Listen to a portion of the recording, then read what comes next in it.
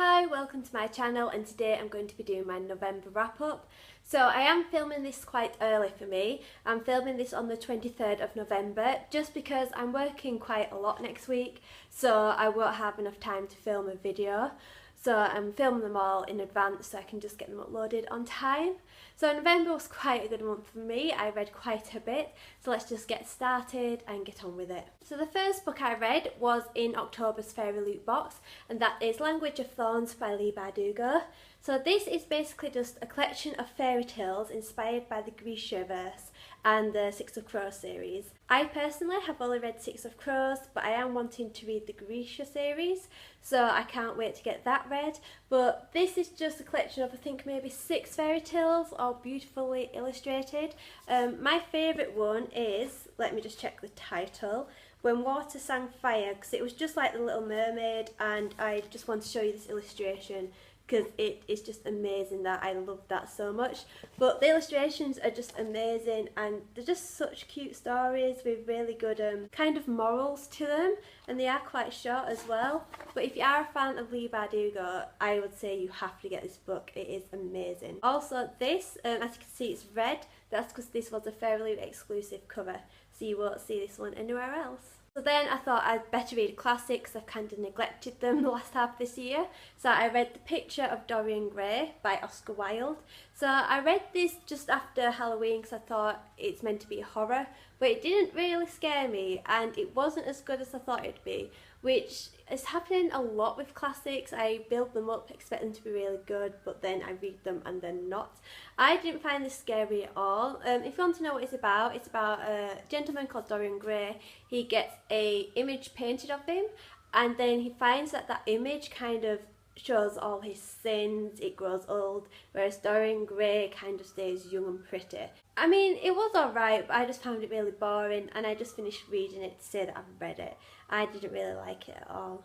Then I read Harry Potter and the Prisoner of Azkaban by J.K. Rowling and illustrated by Jim Kay. So I got this for my birthday and I read it straight away because I think Azkaban is the perfect book to read when it's dark and cold, especially when you see the cover. The cover is just amazing, as are all the illustrations. If you follow me on Instagram, you'll see that I picked out a few of my favourite big illustrations and I posted them on there. So my link to Instagram is below, so feel free to follow me on there.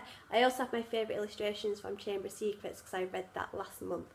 But yeah, it's amazing. Azkaban is my favourite film because it introduces you to Lupin and Sirius, two of my favourite characters. But I haven't reread the book for years, and rereading the book I realised how much they missed out of the film.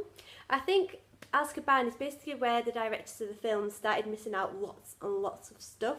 So I can't wait until Goblet of Fire comes out, which I think is going to be huge because I've seen the size of this, and just to see what they've missed out, because I prefer rereading the illustrated editions rather than the normal books, just because I find that it's more spread out and I'm not just rereading them for the heck of it. I'm rereading them because it's a new edition with new covers and new illustrations. Then, staying on the Harry Potter theme, I read Harry Potter A History of Magic. So this is the companion guide to the Harry Potter exhibition down at the British Library in London, which is all sold out apparently. Even if I wanted to go, I wouldn't be able to. But this is basically just a non-fiction book about history through the ages. You've got bits where you've got J.K. Rowling's original illustrations, her original handwritten drafts, but you've also got bits about actual history and how they may have inspired J.K. Rowling, which I think is all very interesting. I mean, if you're into Harry Potter, I would suggest to get this because it is a good thing to add to your collection.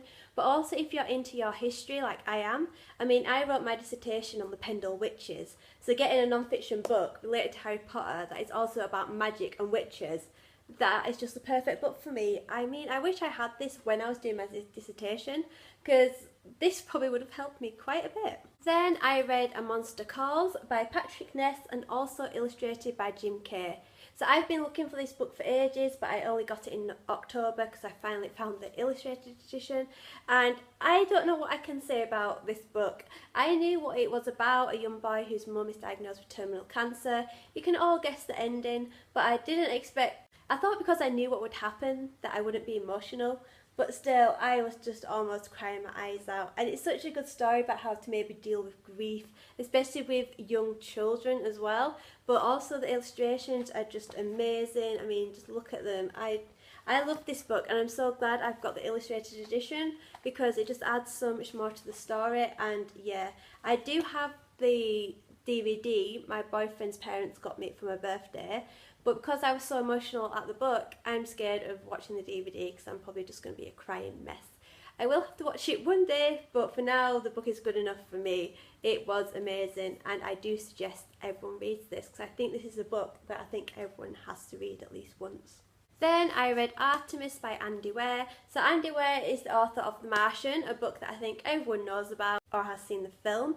Optimist is basically set on a colony on the moon, and it's set around Jay, who is a smuggler, and she is hired by a rich person to kind of do a heist, but it all goes wrong, and then it turns out it's like assassins and stuff like that, and there's big conspiracy theories. It starts off slow, but then it sorry, it does get better, but it still didn't have me hooked. For a 300-page book, this took me a week to read. But I must admit, when I started reading this, I did start watching Ruby, a little anime on Rooster Teeth on YouTube. So that's had me hooked most of the times. That might be the reason why I wasn't hooked on this and wasn't reading, because of Ruby, which I do suggest you watch because that is amazing. But Artemis, it was okay. I mean, it annoyed me how Jazz was so similar to the main character in The Martian. You know, kind of cocky, sarcastic, thinks she knows everything. So that kind of annoyed me. But apart from that, it was alright, but it was kind of a letdown. I expected so much more. And now the book that I'm currently reading is Cinder by Marissa Meyer. So like I said, it's the 23rd of November now. I am hoping to finish this soon. I am about halfway through and I am loving it. I got this Christmas last year from a Secret Santa, and I was originally thinking of buying all the other books and just trying to get through them all at once like I thought I'd do with Throne of Glass. But I never got the other books, and now I'm regretting it because I am really loving this. Again, I am trying to read it while watching Ruby at the same time, but I am loving it, and I'm hoping it will take me about 2 days to get through this. But basically this is a futuristic retelling of Cinderella. Cinder is a cyborg in a place where people don't really like cyborgs, and there's a plague, and there's a prince, and there's witches, and it is amazing. I don't know why I put off reading it for so long, but I'm glad I'm finally reading it, and I just hope it gets better. So yeah, that's it for this month. Hopefully after I read Cinder, I might be able to read another book afterwards, but I think my TBR might be going up before I upload this video, so who knows what's going to happen. What have you read in November? Just comment down below, and if you've read anything I've read, we can have a little discussion. But as usual, you can like this video, subscribe to my channel, and there's also all my social media links below. So I will see you later with a new video. Bye!